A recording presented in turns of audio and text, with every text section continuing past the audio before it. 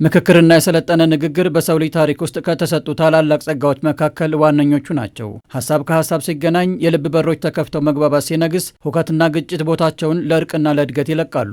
ኢትዮጵያውያንም ይህንን ጠንቅቀው ስለሚያውቁ ከሐምሌ 8 ቀን 2018 ዓ.ም ጀምሮ የዘመናት ችግሮችን በዘላቂነት ሊቀርፉ ሲመክሩ ቆይተዋል። አገራዊ ምክክር ኮሚሽን ከዛሬ ከተመሰረተበት 4 ዓመት ጀምሮ በርካታ ስራዎችን በሀገር ውስጥም በውጭም ሀገር ሲሰራ ቆይቷል።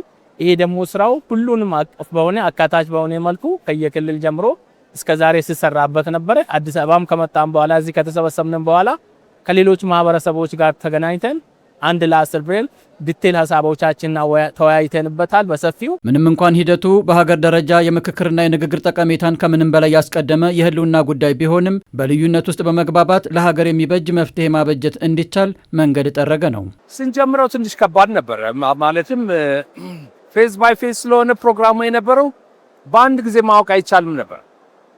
ግን ፌዝ ባይ ፌዝ መጀመሪያ በስሞል ግሩፕ ሆነን ገባሽ ብሬይንስቶርም አደረግን፣ ኤልሲት አደረግን፣ ማናውቀውን የምንፈልጋቸውን ቶፒኮች አጀንዳዎች አስያዝን፣ ተነጋገርንባቸውና ከስር ወደ ላይ መምጣቱ በጣም ነው ያስደሰተኝና ብዙ ነገሮች ተማማርንበት ማለት ነው። ኢትዮጵያ የቆዩ ችግሮቿን ለመፍታት ስታከናውን የቆየችው ሀገራዊ ምክክር ወደ መቋጫው ተቃርቧል። ሂደቱ ኢትዮጵያውያን ልብ ለልብ የተገናኙበትና የአንዱን ህመም ሌላኛው የተረዳበት ነው። በምክክሩ የተገኙ የመፍትሄ ሀሳቦችም ከምክንያታዊነት ይልቅ በኃይልና በአፈሙዝ ፍላጎትን ለመጫን በሚደረግ ጥረት ስትፈተን ለኖረች ሀገር በሀሳብ ልዕልና ማመንን ያለማመደ ሆኖ ይነሳል። ወደ 50 ወደ 250 ወደ 500 ብለን በርካታ ውሳኔዎች ላይ የሚያጋጩ ሀሳቦችን ሲኖሩ እነሱን እየፈታናቸው አሁን ለመጨረሻ ውሳኔ ደርሰናል። በዚህም መሰረት ያለምንም እንከን ሀሳቦች ብቻ እየተጋጩ መጨረሻ ላይ ወደ መስማማት የመጣንበት አለ።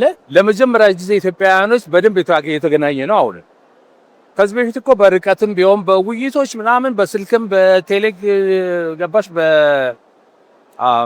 በስካይፕም በምናምን እናደርጋለን። ይሄኛው በአካል መገኘቱ ግን ብዙ ነገሮችን ቀየረ።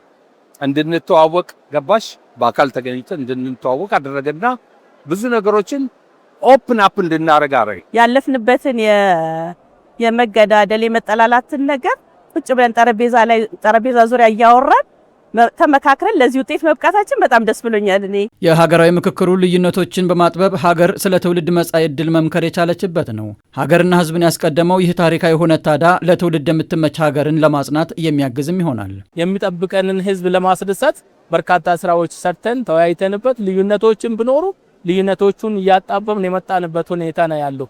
ይሄ ደግሞ ለመጪው ትውልድ የተሻለ ነገር እንደሚፈጠር የተሻለ ትውልድ የተሻለ ሀገር ላይ እንዲመሰረት አገራችን ወደ ልማት የምትገባበትና እርስ በርስ መቆራቆስ መጋጨት እንዲቀር ይሄ ሀገራዊ ምክክር ኮሚቴ ከፍተኛ መሰረት ጥሏል። ለወደፊቱም ደግሞ ለትውልዱ ወደታች ወርደን ደግሞ ህዝባችንን ደግሞ ይሄን የሆነውን ነገር ማስረዳት መናገር ያስፈልገናል።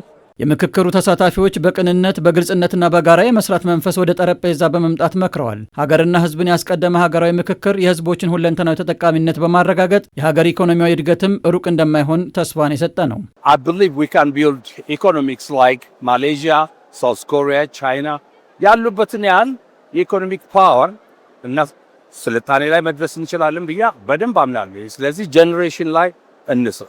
ሂደቱ ወደፊቱ ሀገራችን ልውጥ ያመጣል። ልውጥ ስለሚያመጣ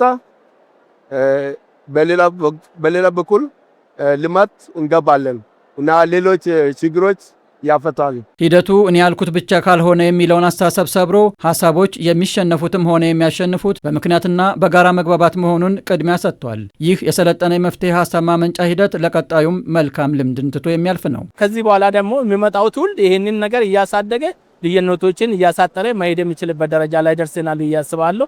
በዚህ ደስተኛ ነኝ። ህዝባችን ምክክርን ሂደት ለመከታተሉ የግድ በባህላዊ እንደነበረን በሃይማኖት አባቶች፣ በአገር ሽማግሌዎች እና በሴቶች እነዚህ አይነት ወደፊቱ ለመከታተላችሁ መጠናከር አለብን። ስለ ሀገር ስለ ትውልድና ለጋራ ህልውና የተበጀ መስመር ደግሞ ልዩነቶችን በሰለጠነ መንገድ የመፍታት ልምድን በመስጠት ለሀገር ዘላቂ ሰላምና ብሔራዊ መግባባትን ሊፈጥር ወሳኝ የታሪክ ምዕራፍ ላይ ደርሷል።